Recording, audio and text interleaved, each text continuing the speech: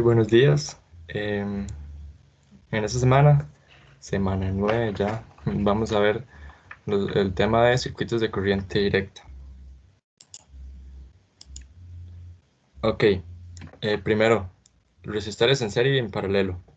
Entonces, ¿cuál es la diferencia entre los dos? Vamos a ver. Cuando se conectan en serie, varios resistores, R1, R2, R3, la resistencia equivalente Rec es la suma de las resistencias individuales. En una conexión en serie fluye la misma corriente a través de todos los resistores. Ok, entonces, si tengo resistores en serie, como en esta figura de acá, ¿lo ven? Entonces la resistencia equivalente, es decir, la de todo el conjunto, sería igual a la suma de las tres, como viene acá, ¿sí? Y la corriente es la misma. La misma que entra acá es la misma que sale acá, entonces es la misma que pasa por todas las resistencias. Ahora, para los resistores en paralelo. Cuando se conectan en paralelo varios resistores, el recíproco de la resistencia equivalente es la suma del recíproco de las resistencias individuales. Ok, entonces ahora aquí es cuando están en paralelo y se suman de esta manera, ¿sí? Todos los resistores en una conexión en paralelo tienen la misma diferencia de potencial entre sus terminales. Entonces hay que acordarse siempre, en paralelo las resistencias tienen la misma diferencia de potencial y en serie la misma corriente, ¿sí? Es básicamente todo lo que hay que saber y bueno, cómo se suman. Ok, luego vamos para las reglas de Kirchhoff, o no sé cómo para circuitos. Entonces, la regla de Kirchhoff de los nodos se basa en la conservación de la carga. Ok, entonces hay que acordarse de eso, que se basa en la conservación de la carga. ¿Por qué? Porque establece que la suma algebraica de las corrientes en un nodo debe ser igual a cero. Ok, entonces, o sea, la suma de corrientes que entran y salen al final en un nodo tienen que ser igual a cero. O visto de otra manera, es que la suma de corrientes que entran tiene que ser igual a la suma de corrientes que salen. Sí, entonces vamos, vean este nodo de acá. Aquí entran I1 e I2, por acá y por acá. Entonces, si entran estas dos, la que sale por acá tiene que ser igual a la suma de I1 e I2. ¿Lo ven? Entonces esa es la regla de nodos de Kirchhoff. Y luego, la regla de mallas dice que se basa en la conservación de la energía y la naturaleza conservativa de los campos electrostáticos. Y establece, bueno, para que lo relacionen siempre, nodos, conservación de la carga, ¿sí? Y mallas, conservación de la energía. ¿Por qué conservación de energía? Porque establece que la suma algebraica de las diferencias de potencial alrededor de una espira debe ser igual a cero. Sí, entonces si yo doy una vuelta en una espira y saco todas las diferencias al final toda la suma de esas diferencias de potencial me tiene que dar igual a cero. Es decir, si aquí sube el voltaje, aquí tiene que bajar para que vuelva el voltaje inicial, entonces la diferencia al final sea cero. Y eso es igual para cualquier malla que yo coja en el circuito. ¿Sí? Entonces aquí básicamente es el resumen de las dos reglas. ¿Sí? Que la suma de corrientes es igual a cero en un nodo y la suma de voltajes es igual a cero en una malla. Ok, vamos con los ejercicios. Dice el primero. ¿Cuáles principios físicos de conservación regulan los parámetros de un circuito eléctrico? La conservación de la carga, la conservación de la fuerza, la conservación de la energía y la conservación de la cantidad de momento lineal. Ok, entonces, como ya vimos, la conservación de la carga es la regla de nodos y la conservación de la energía es para la regla de mallas de Kirchhoff. Entonces son estas dos. Las que regulan el comportamiento en un circuito, ¿verdad? Luego, el ejercicio 2 dice, un circuito consiste en una fuente que alimenta a dos resistores con valores de resistencia distintos, R1 y R2 conectados en paralelo. La resistencia equivalente del sistema es Rec. Sobre este sistema puede asegurarse que la caída potencial es la misma en R1 y R2. Ok, los resistores están en paralelo, ¿verdad? Entonces, si están en paralelo, significa que esto es cierto. Luego, para ambos resistores para la misma corriente, pasa la misma corriente, ok, ¿no? Eh, Luego que la resistencia equivalente es mayor a R2 y la resistencia equivalente es menor a R1. Ok, cuando tengo un circuito, dos resistencias en paralelo, el equivalente de esos dos siempre va a ser menor a cada una. Es decir, el equivalente va a ser menor a R1 y menor a R2. Si lo quieren comprobar, hacen el cálculo y van probando valores para que vean que siempre va a pasar eso. Entonces la correcta sería esta, que la resistencia equivalente va a ser menor que R1. Luego dice el 3. Considere el circuito de corriente continua mostrado en la figura 4. ¿Por cuál de las resistencias circula la menor corriente? Ok, vamos a ver, entonces por acá viene la corriente I, digamos, ¿verdad? Ahora, esta corriente de acá, I, es la que pasa por la resistencia de 10 ohms. Y es la misma que pasa por la resistencia de 40 ohms. ¿Lo ven? Porque si por aquí entra I, por aquí tiene que salir I, ¿verdad? Por la conservación de la carga. Ahora, eh, significa que entre estos dos resistores, la corriente se va a dividir. Por aquí va a pasar una parte de I y por aquí la otra parte de I. Es decir, va a pasar menos corriente en cada una de estas resistencias, la de 7 y la de 5, que en las de 10 y la de 40. Entonces la de 10 y la de 40 ya la podemos descartar, porque en la de 10 y 40 va a pasar I, toda la corriente I. Vemos, en 10 va a pasar toda la corriente I y en 40 toda la corriente I, pero en las resistencias de 7 y 5 no va a pasar toda I porque se va a dividir, ¿lo ven? Entonces ya por eso descartamos 10 y 40 y nos quedan 7 y 5. Ahora, vamos a ver, ¿por cuál lado se va a ir más corriente? ¿Por la resistencia de 7 o por la resistencia de 5? 5, si recuerdan, resistencia era impedir el flujo de corriente, ¿verdad? Eso es lo que hace la resistencia. Entonces, entre más grande sea la resistencia, más impide el flujo de corriente. Entonces, como 7 es más grande, va a pasar menos corriente por acá. ¿Lo ve? Entonces, al final, la respuesta correcta es B, la 7. Por acá va a pasar menos corriente. Ok. Si no entienden cualquier cosa ahí me preguntan, ¿verdad? Luego, dice el ejercicio 4. Explique brevemente cómo se cumplen los principios de conservación de la energía y la carga según lo mostrado en la figura 1. Ok. Entonces, el primero de conservación de la energía es que la diferencia de potencial en esta resistencia, ¿verdad? El voltaje que cae acá va a ser igual al voltaje que cae acá. Entonces al final, si yo hago una suma de nodos acá, una malla acá, súper pequeña,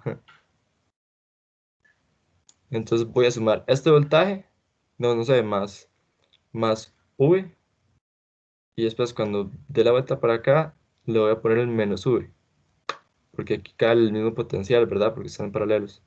Entonces cuando yo haga más V, menos V, se va a la suma va a dar cero, entonces se va a conservar la energía. Aquí ya se cumple el principio de conservación de la energía por la malla pequeñita que está acá. Y luego la conservación de la carga es porque la corriente que entra por acá, si ven que es I, tiene que ser igual a la misma corriente que sale por acá. Y entonces por eso se conserva la carga.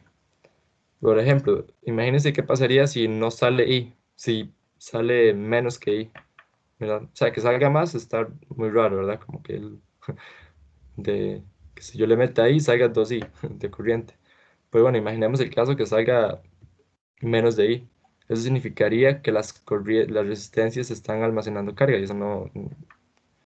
Eso no, aunque, o sea, eso no lo pueden hacer, ¿verdad? Son solo un material por el que fluye corriente y no pueden almacenar carga. Entonces, la corriente solo fluye. Entonces, la misma corriente que sale, que entra por acá, sale por acá. Entonces, por eso se cumple el principio de conservación de la carga. ¿Ok? Luego está el ejercicio 5 y dice, el problema de las figuras, el circuito de las figuras se ha conectado durante mucho tiempo. ¿Cuál es la diferencia de potencial a través del capacitor? Ok, entonces, eh, no sé si han visto, pero en un capacitor, cuando se conecta a corriente directa y se deja que pase el transitorio, o sea, se deja conectado mucho tiempo, el capacitor actúa como un circuito abierto. ¿Lo ven? Bueno, por si no lo sabían, entonces ya lo saben. Entonces lo que se va a hacer es que se asume, bueno, voy a ponerlo acá. Dado que el circuito se ha conectado durante mucho tiempo, se puede tratar el capacitor como un circuito abierto. Entonces, si es como si el capacitor no existiera, ¿verdad? Porque si es circuito abierto significa que no hay conexión entre estos nodos. Entonces es como si pudiéramos eliminar el capacitor, nada más. Entonces, si eliminamos el capacitor, ¿qué queda? Va a quedar la resistencia de 1 ohm con la de 4. Y aquí va a quedar la resistencia de 8 ohms con la de 2. ¿Lo ven? El capacitor está acá entre estos nodos. Pero como ya vemos que se comporta abierto, entonces lo quitamos y queda esto. ¿Sí? Entonces, ahora vamos a trabajar con este circuito. Recuerden que nos están preguntando la diferencia de potencial a través del capacitor. Es decir, si nos preguntan la diferencia de potencial a través del capacitor, el capacitor está entre estos dos nodos. Entonces lo que tenemos que hacer es sacar la diferencia de potencial entre estos nodos. Y para hacer eso, lo que ocupamos hacer es sacar el potencial en cada nodo. Vamos, sacar el potencial aquí y sacar el potencial para que no estoy apuntando. Sacar el potencial acá y sacar el potencial acá y calcular la diferencia que se tiene. ¿Me entienden? Entonces, ahí obtenemos el potencial en el capacitor. Ok, entonces, para sacar la resistencia equivalente, o sea, para hacer eso, primero ocupamos saber calcular la caída de voltaje en esta resistencia y la caída de voltaje en esta resistencia, para poder calcular el voltaje acá, ¿verdad? Y poder calcular el voltaje acá. Entonces, pero para saber eso, ocupamos saber la corriente que pasa por la resistencia para usar ley de Ohm y calcular el voltaje que cae en cada una. Entonces, para primero saber la corriente que pasa en cada resistencia, tengo que saber cuál es la corriente que pasa en el circuito. Entonces, para hacer eso, voy a calcular primero la resistencia equivalente y después de obtener la resistencia equivalente, eh, ya voy a saber, puedo hacer división de corriente. Bueno, vamos a ir viendo, lo estoy explicando sin hacerlo. Conforme lo vamos a ir viendo, tal vez quede más claro. Ven acá, la resistencia equivalente. Entonces, para sacar la resistencia equivalente es estas dos en serie y estas dos en serie, ¿sí? Entonces va a ser 4 más 1, 4 más 1. Este que está acá es este, voy a dejarle otro color. Vamos a ver, este cable que está acá, digamos, estas dos resistencias son estas dos resistencias. Ahora, estos dos de acá son estos dos de acá. Si bien significan lo mismo, solo que yo los dibujé de otra manera, pero eso no afecta en nada el resultado. Mientras no pierdan como sus conexiones, eh, todo bien. Entonces, la resistencia equivalente, 1 más 4, ¿verdad? Que están en serie, que es esta, 1 más 4, y aquí 8 más 2, el 8 más 2. Ahora, estas dos resistencias de 8 más 2 y 1 más 4, o sea, 5 y 10, las vamos a sumar en paralelo, ¿verdad? Porque aquí voy a tener 5, que es el equivalente, digamos, la, todo esto acá es 5 y todo esto acá es 10. Entonces, si ven, están en paralelo. Entonces voy a sacar el paralelo de esas dos resistencias. Y entonces por eso pongo menos 1 de esto, menos 1 de esto, y toda la menos 1. Y entonces al final me va a quedar que la resistencia equivalente es 10 tercios de ohms. Entonces eso significa que la corriente que entra al paralelo corresponde a 10 volts entre resistencia. Esto es, vamos a ver, tenemos que estos 10 volts de la fuente, ¿verdad?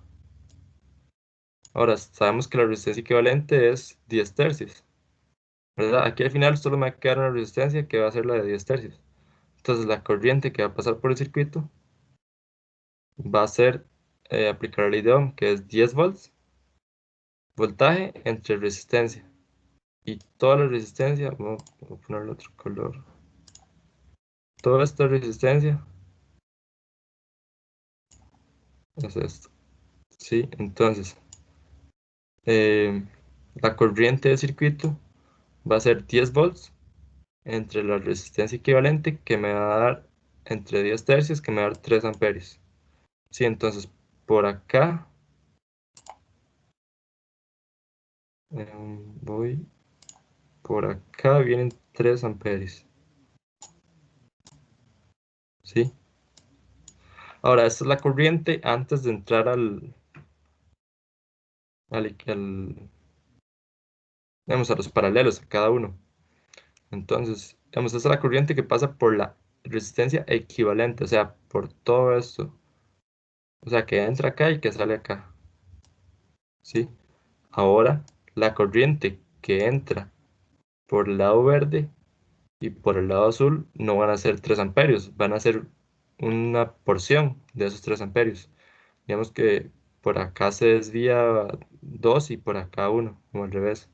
Entonces, para calcular cuánta corriente pasa por cada uno, por el verde y por el azul, se utiliza lo que se llama un divisor de corriente, como viene acá, que dice, por otro lado, la corriente en cada una de las ramas se obtiene por un divisor de corriente de forma que, entonces, la corriente que pasa por la corriente uno se le llama acá, es la corriente que pasa por las resistencias de 1 y 4 ohms.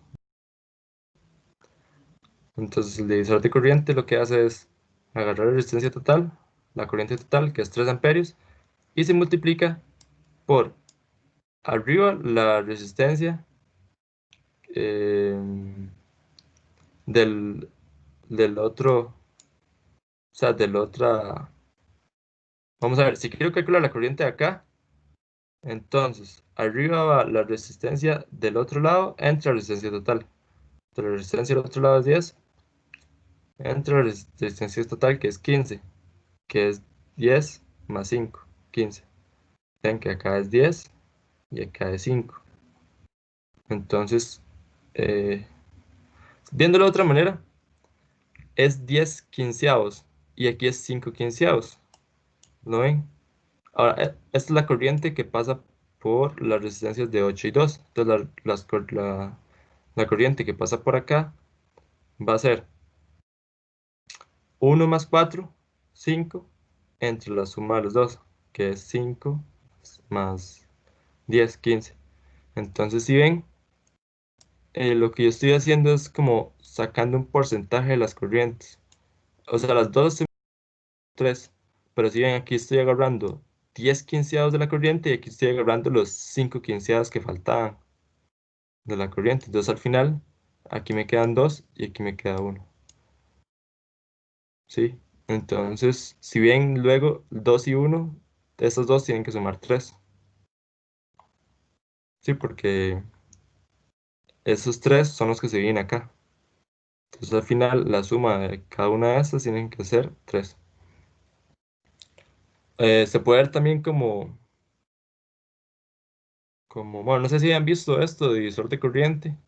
También existe lo que se llama el divisor de tensión, pero no es estrictamente necesario que lo conozcan tampoco. O sea, se hubiera podido calcular de otras maneras la corriente que pasa por cada resistencia. Sí, solo que esta es como una manera más rápida, por decirlo así. Pero sí, no es necesario saber esta fórmula. Igual tampoco es tan complicada. Eh, para el divisor de voltaje sería al revés. En vez de poner las resistencias del otro lado, digamos, si quiero calcular el voltaje, ok, el divisor de voltaje serían dos resistencias en serie. Aquí estamos en dos resistencias en paralelo, un divisor de corriente. Pero el divisor de voltaje serían dos resistencias en serie. Bueno, entonces por último se obtiene que el voltaje en el capacitor va a ser el voltaje en este nodo menos el voltaje en este nodo. Bueno, no estoy apuntando, solo. El voltaje en este nodo menos el voltaje en este nodo. O el voltaje en este nodo menos el voltaje en este nodo. Hay que ver cuál voltaje es mayor. ¿Sí? Digamos, si sacamos este menos este y nos da negativo, entonces solo le damos vuelta. O si nos da positivo, entonces significa que sí está bien. Entonces vamos a ver. Aquí se hizo es 2 amperios por 4 ohms. Entonces estoy sacando el voltaje este, de esta resistencia de 4 ohms. Ya sabemos que por aquí pasan 2 amperios. ¿Sí? Entonces multiplicamos 2 por 4, nos da 8. Entonces aquí voy a tener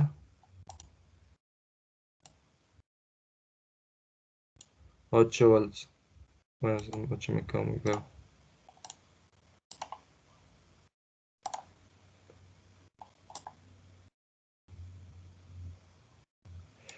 Sí, entonces, ahora el voltaje que voy a tener acá en la otra resistencia de 2 ohms va a ser 2 ohms por 1 amperio, porque por aquí pasa 1 amperio. Entonces 2 por 1 es 2.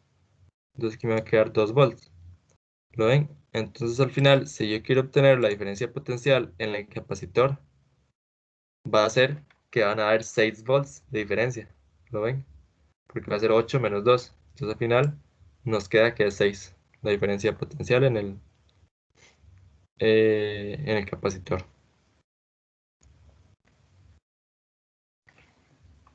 Sí, y bueno, esa es la respuesta y esos eran los ejercicios que traía. No sé si les quedó todos claros o tienen alguna duda en alguno para que me lo pregunten de una vez. Bueno, digamos, yo tengo una duda, pero es con un ejercicio de la tarea. Ok, ok, si lo traes para ahí, no sé, lo puedes proyectar para irlo viendo. Voy a para la grabación.